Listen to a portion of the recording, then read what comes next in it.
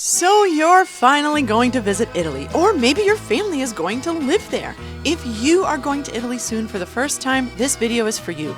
Stay tuned to find out how you can adapt and be culturally prepared for your upcoming Italy visit or long-term stay in Bella Italia.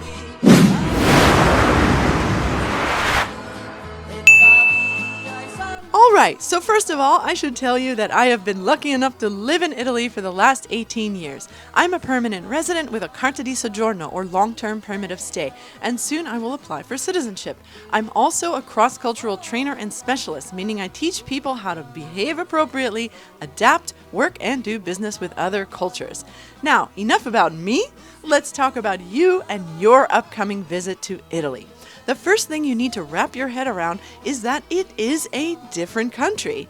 That's right, with different culture, different customs, different mentality, different ways of living, and different ways of doing things. People speak a different language, Italian, and many do not speak English. So please don't expect that everyone will speak English. If they do speak English, be grateful and patient with them. It would also be good for you to learn a little Italian, as it will help you build bridges with people.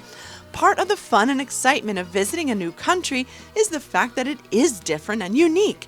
There will be some times when you will say, "Wow, that's so amazing!" and other times when you will say, "Huh?" Yes, there will be utterly confusing and nonsensical moments. Don't try and analyze too much. The fact that it's different is what makes it so interesting.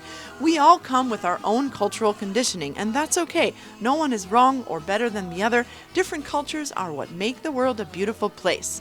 Now, keeping in mind that things are different means that also rules will be different. So number 2 is obey the rules.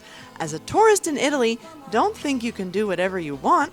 There have been countless stories of tourists doing strange things in Italy. For example, this summer there were several tourists who damaged historical sites. An American tourist threw a scooter down Rome's Spanish steps, causing $25,000 of damage. There were also incidents of tourists crashing drones into monuments in Italy, as well as vacationers in Venice who got fined for swimming in the canals.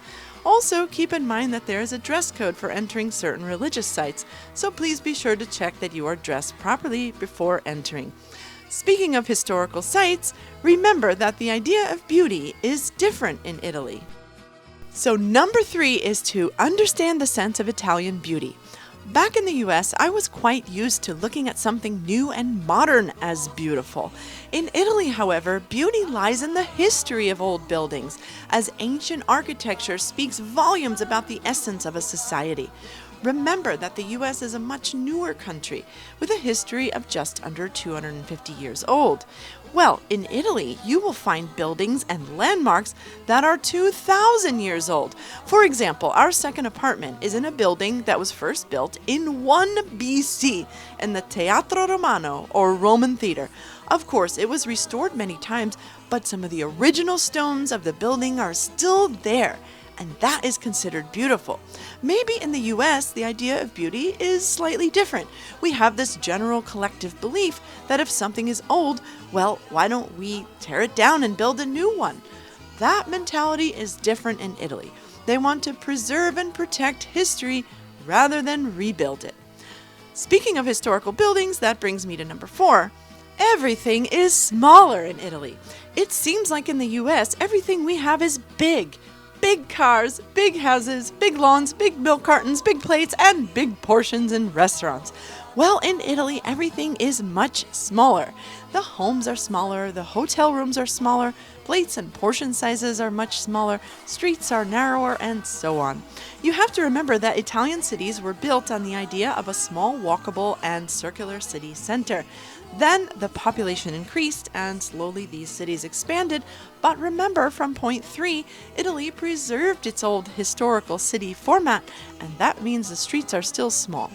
There are reasons for the smallness of other things. For example, milk cartons are smaller because Italians don't use as many preservatives as in the US, so fresh products don't last very long.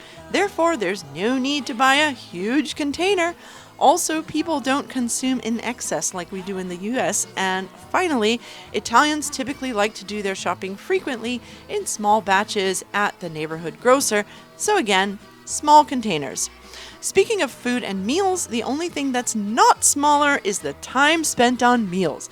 For Italians, mealtime is almost sacred. Spending time at the dinner table, savoring each plate, and having good conversation is a core value of Italian food culture.